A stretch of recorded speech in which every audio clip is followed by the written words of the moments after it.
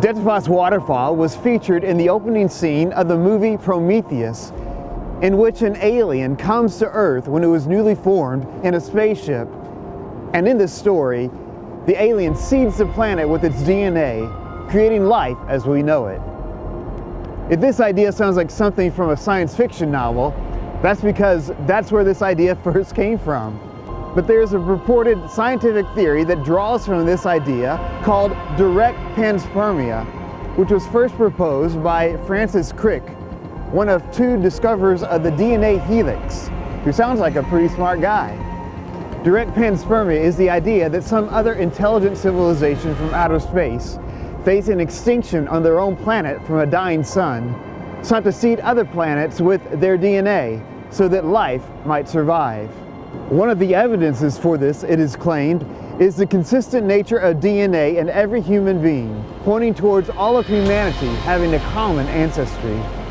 In the movie Prometheus, the aliens are called engineers, with the thought being that the aliens engineered people. But of course this begs the question, where did the aliens come from? Who engineered them? Who made them? This is an interesting theory, but does it really provide any answers? At the other end of the scientific spectrum, at least the atheistic one, is the idea that humanity is just an accident.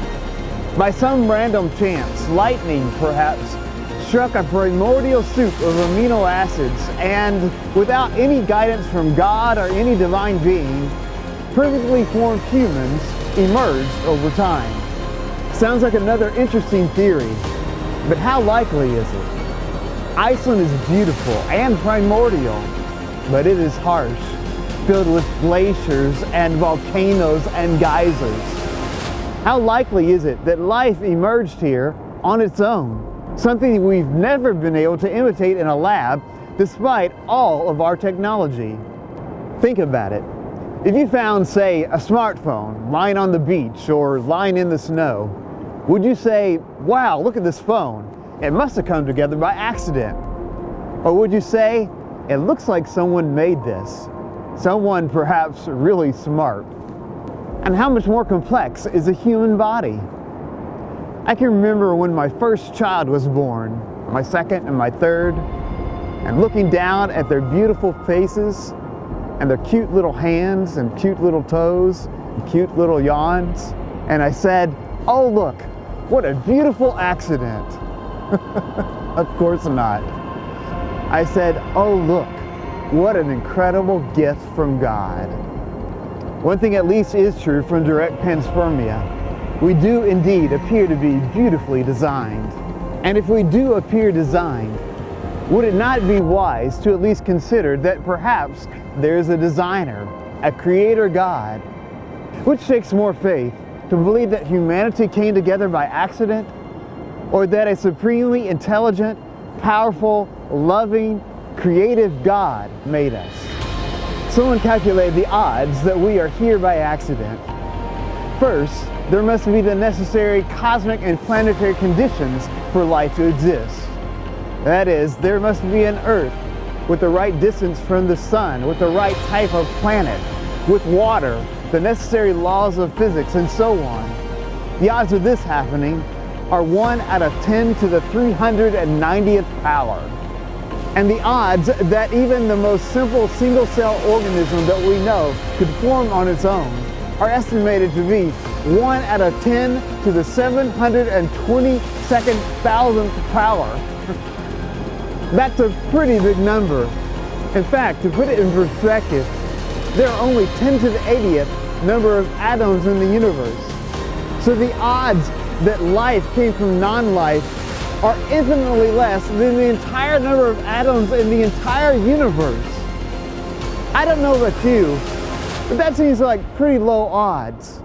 Would you bet your life savings on those odds? How about your soul?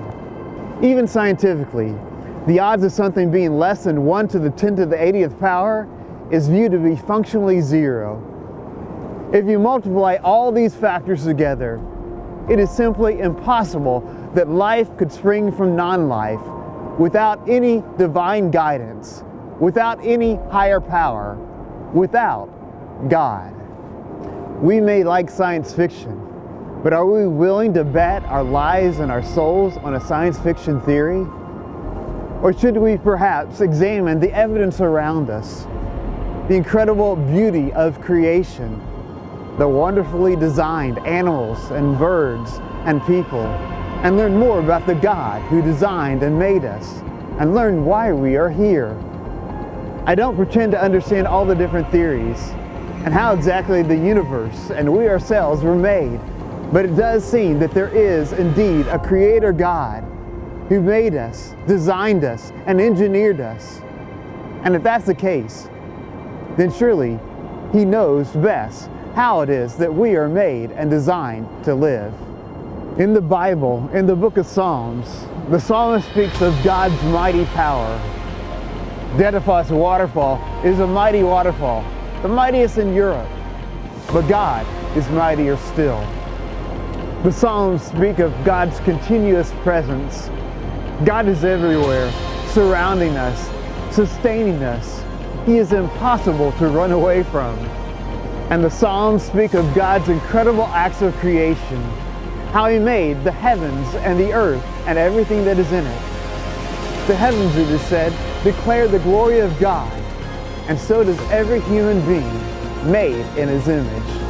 The psalmist says in Psalm 139, "You created me in my inmost being. You knit me together in my mother's womb.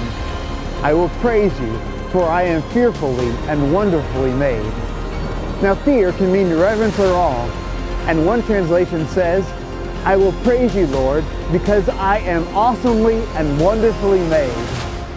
I don't know about you, but I like that. I'm awesome. You're awesome. We're all awesome.